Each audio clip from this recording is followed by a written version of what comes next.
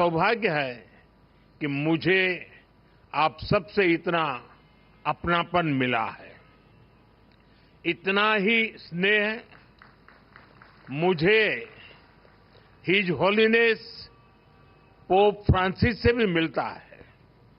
इसी साल इटली में G7 समिट के दौरान मुझे हिज होलीनेस पोप फ्रांसिस से मिलने का अवसर मिला था। पिछले 3 वर्ष में यह हमारी दूसरी मुलाकात थी। मैंने उन्हें भारत आने का निमंत्रण भी दिया है। इसी तरह सितंबर में न्यूयॉर्क दौरे पर कार्डिनल पीट्रो पैरोलिन से भी मेरी मुलाकात हुई थी। ये आध्यात्मिक मुलाकात, ये स्पिरिचुअल टॉक्स, इनसे जो ऊर्जा मिलती है वो सेवा के हमारे संकल्प।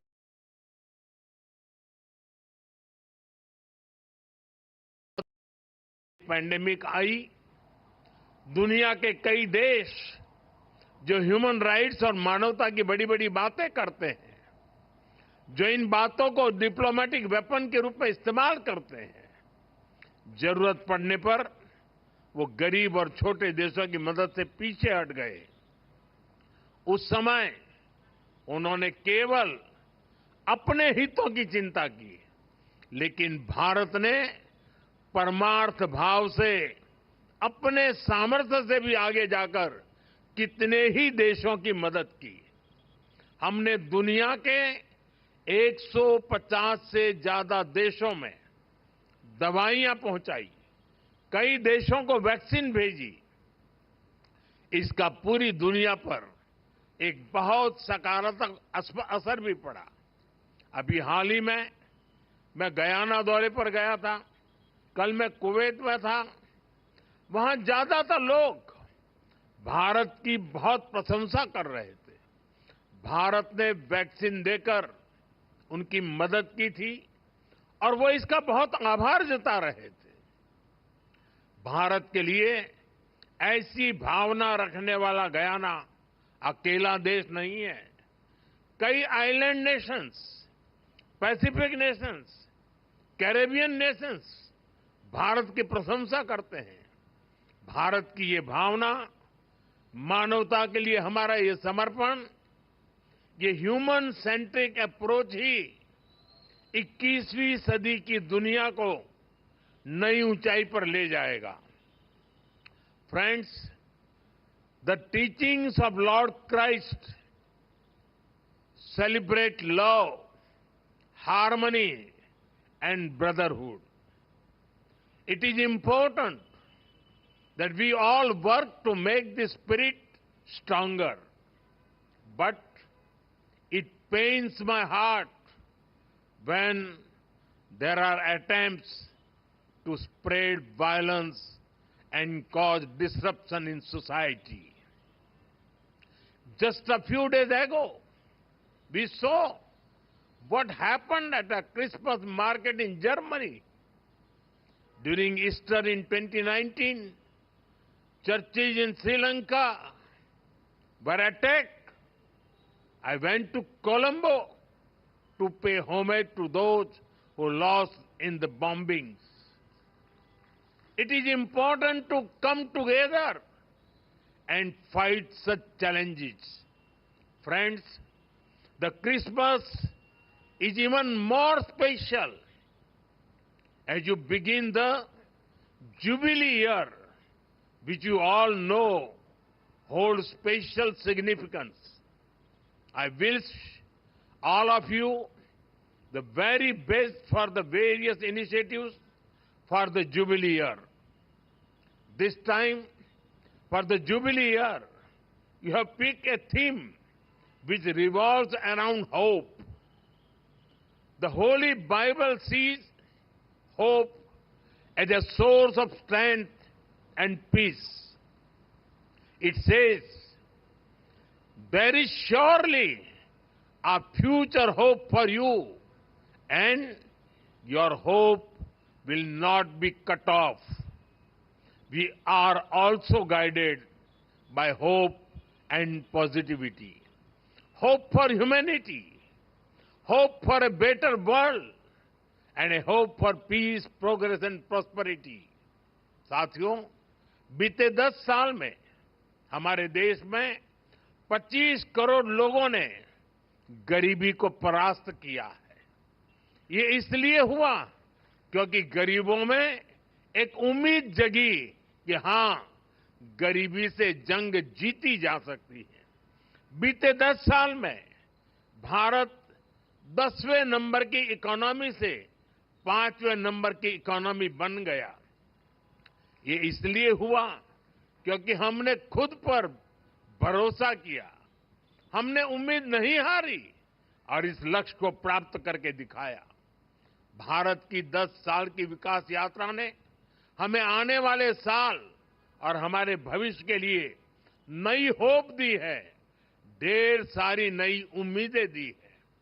10 साल में हमारे यूथ को वो अपॉर्चुनिटीज मिली हैं जिनके कारण उनके लिए सफलता का नया रास्ता खुला है। स्टार्टअप से लेकर साइंस तक, स्पोर्ट्स से एंटरप्रेन्योरशिप तक, आत्मविश्वास से भरे हमारे नौजवान देश को प्रगति के नए रास्ते पर ले जा रहे हैं। हमारे नौजवानों ने हमें एक कॉन्फिडेंस दिया है, ये होप दी है कि विकसित भारत का सपना पूरा होकर रहेगा। बीते 10 सालों में देश की महिलाओं ने एम्पावरमेंट की नई गाथाएं लिखी है। एंटरप्रेन्योरशिप के से ड्रोन्स तक, एरोप्लेन उड़ाने से लेकर आर्म फोर्सेज की जिम्मेदारियां तक, ऐसा कोई क्षेत्र नहीं जहां महिलाओं ने अपना परचम न लहराया हो। दुनिया का कोई भी देश महिलाओं की तरक्की के बिना आगे नहीं बढ़ सकता और इसलिए आज जब हमारी श्रम शक्ति में, लेबर फोर्स में, वर्किंग प्रोफेशनल्स में विमेन पार्टिसिपेशन बढ़ रहा है तो इससे भी हमें हमारे भविष्य को लेकर बहुत उम्मीदें मिलती हैं, नई होप जगती है। बीते 10 सालों में देश बहुत सारे अनएक्सप्लोर्ड या अंडर एक्सप्लोर्ड सेक्टर में आगे बढ़ा है। मोबाइल मैन्युफैक्चरिंग हो या सेमीकंडक्टर मैन्युफैक्चरिंग हो, भारत तेजी से पूरे मैन्युफैक्चरिंग लैंडस्केप में अपनी जगह बना रहा है।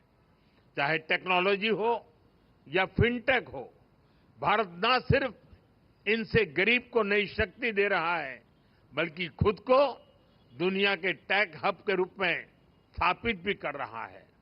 हमारा इंफ्रास्ट्रक्चर बिल्डिंग पेस भी अभूतपूर्व है।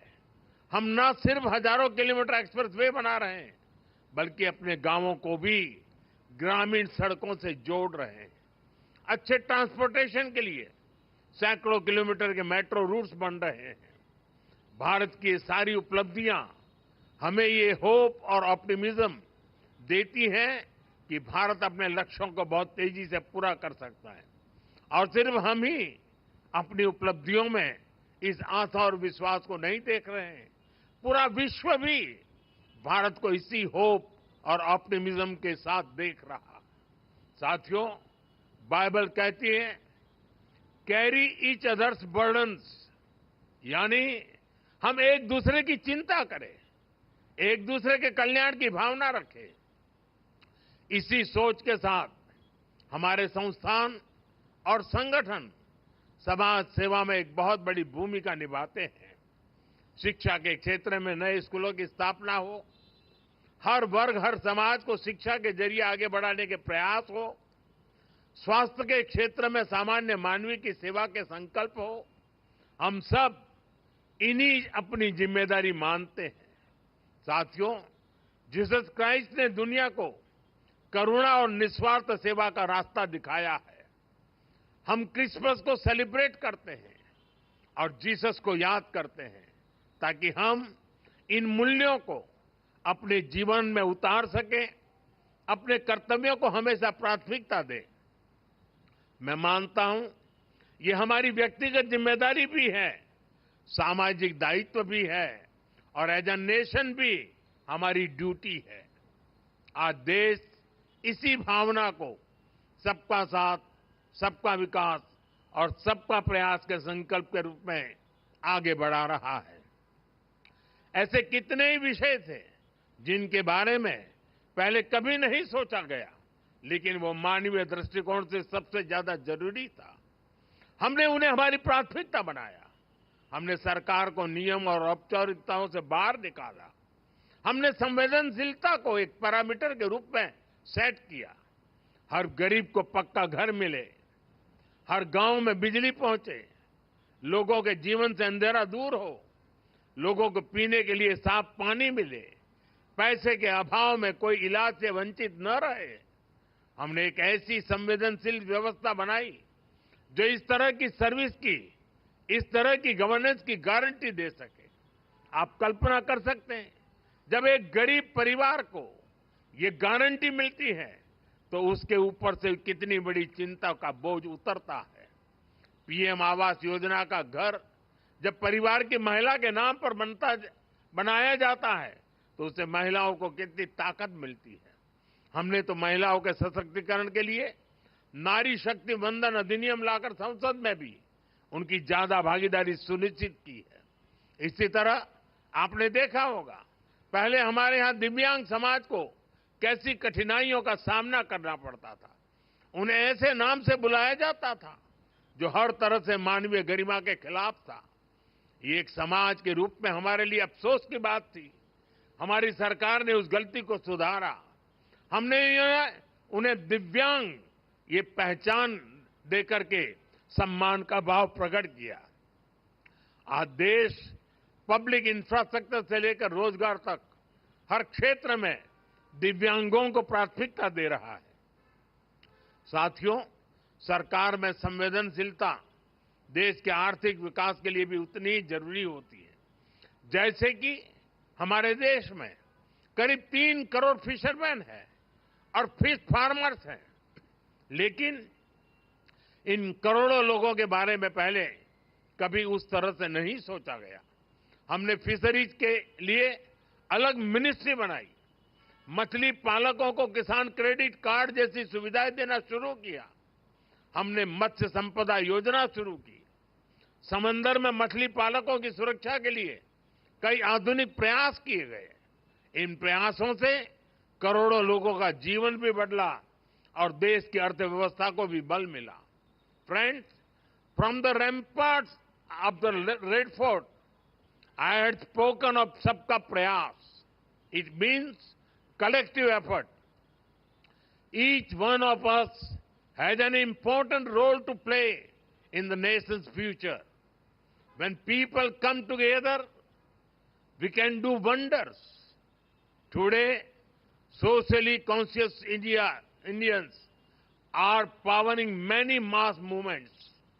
Swachh Bharat helped build a cleaner India. It also impacted health outcomes of women and children. Millets or shriyand grown by our farmers are being welcomed across our country and the world. People are becoming vocal for local, encouraging artisans and industries. एक पेड़ मां के नाम, meaning a tree for mother, has also become popular among the people. This celebrates Mother Nature as well as our mother.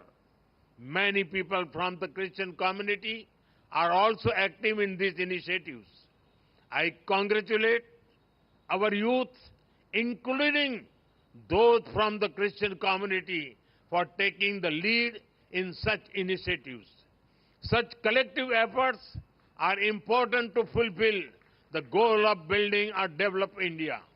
साथियों, मुझे विश्वास है हम सबके सामूहिक प्रयास हमारे देश को आगे बढ़ाएंगे।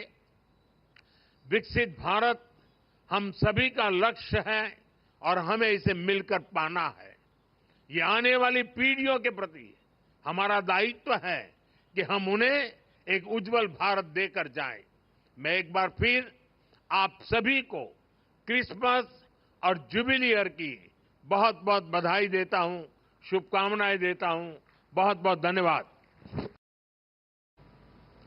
दुनिया भर में उपस्थित ईसाई समुदाय को क्रिसमस की बहुत बहुत शुभकामनाएं। Merry Christmas. अभी 3-4 दिन पहले मैं अपने साथी भारत सरकार में मंत्री जॉर्ज कुरियन जी के यहां क्रिसमस सेलिब्रेशन में गया था। अब आज आपके बीच उपस्थित होने का आनंद मिल रहा है। Catholic bishops conference of India CBSI का ये आयोजन क्रिसमस की खुशियों में आप सबके साथ जुड़ने का ये अवसर, ये दिन हम सबके लिए यादगार रहने वाला है।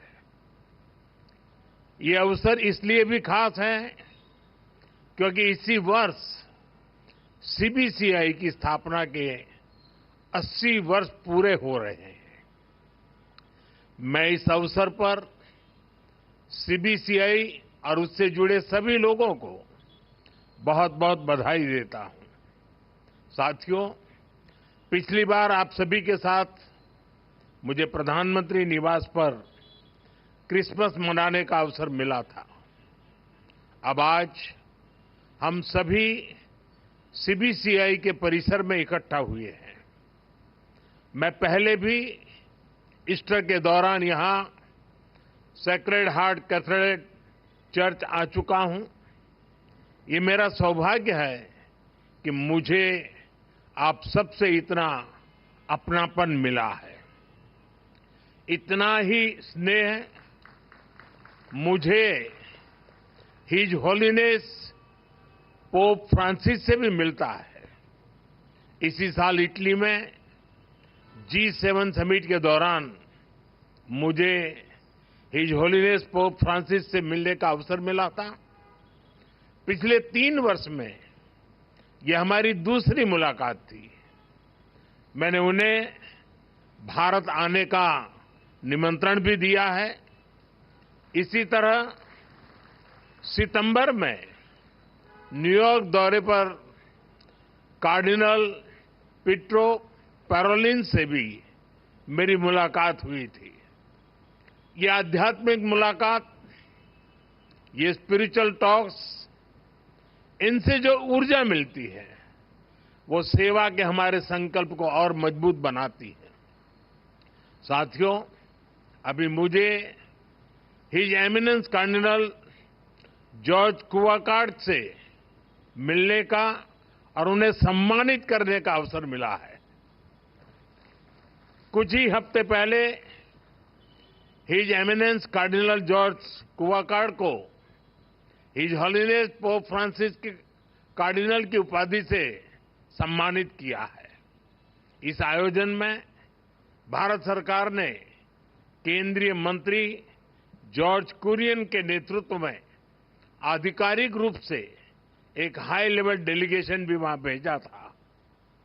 जब भारत का कोई बेटा सफलता की इस ऊंचाई पर पहुंचता है तो पूरे देश को गर्व होना स्वाभाविक है। मैं कार्डिनल जॉर्ज कुवाकार्ड को फिर एक बार बधाई देता हूं, शुभकामनाएं देता हूं। साथियों, आज आपके बीच आया हूं तो कितना कुछ याद आ रहा है। मेरे लिए वो बहुत संतोष के क्षण थे जब हम 1 दशक पहले फादर एलेक्स प्रेम कुमार को युद्धग्रस्त अफगानिस्तान से सुरक्षित बचाकर वापस लाए थे। वो 8 महीने तक वहां बड़ी विपत्ति में फंसे हुए थे, बंधक बने हुए थे। हमारी सरकार ने उन्हें वहां से निकालने के लिए हर संभव प्रयास किया। अफगानिस्तान के उन हालातों में ये कितना मुश्किल रहा होगा आप अंदाजा लगा सकते हैं, लेकिन हमें इसमें सफलता मिली। उस समय मैंने उनसे और उनके परिवार के सदस्यों से बात भी की थी। उनकी बातचीत को, उनकी उस खुशी को मैं कभी भूल नहीं सकता। इसी तरह हमारे फादर टॉम यमन में बंधक बना दिए गए थे। हमारी सरकार ने वहां भी पूरी ताकत लगाई और हम उन्हें वापस घर लेकर आए। मैंने उन्हें भी अपने घर पर आमंत्रित किया था। जब गल्फ देशों में हमारी नर्स बहनें संकट से घिर गई थी, तो भी पूरा देश उनकी चिंता कर रहा था। उन्हें भी घर वापस लाने का हमारा अथक प्रयास रंग लाया। हमारे लिए ये प्रयास केवल डिप्लोमेटिक मिशंस नहीं थे, ये हमारे लिए एक इमोशनल कमिटमेंट था। ये अपने परिवार के किसी सदस्य को बचाकर लाने का मिशन था। भारत के संतान दुनिया में कहीं भी हो, किसी भी विपत्ति में हो, आज का भारत उन्हें हर संकट से बचाकर लाता है, इसे अपना कर्तव्य समझता है। साथियों, भारत अपनी विदेश नीति में भी नेशनल इंटरेस्ट के साथ साथ ह्यूमन इंटरेस्ट को प्राथमिकता देता है। कोरोना के समय पूरी दुनिया ने इसे देखा भी और महसूस भी किया। कोरोना जैसी इतनी बड़ी पैंडेमिक आई, दुनिया के कई देश जो ह्यूमन राइट्स और मानवता की बड़ी बड़ी बातें करते हैं, जो इन बातों को डिप्लोमेटिक वेपन के रूप में इस्तेमाल करते हैं, जरूरत पड़ने पर वो गरीब और छोटे देशों की मदद से पीछे हट गए। उस समय उन्होंने केवल अपने हितों की चिंता की, लेकिन भारत ने परमार्थ भाव से अपने सामर्थ्य से भी आगे जाकर कितने ही देशों की मदद की। हमने दुनिया के 150 से ज्यादा देशों में दवाइयां पहुंचाई, कई देशों को वैक्सीन भेजी। इसका पूरी दुनिया पर एक बहुत सकारात्मक असर भी पड़ा। अभी हाल ही में मैं गयाना दौरे पर गया था, कल मैं कुवैत में था।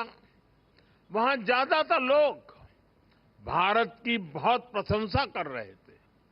भारत ने वैक्सीन देकर उनकी मदद की थी और वो इसका बहुत आभार जता रहे थे।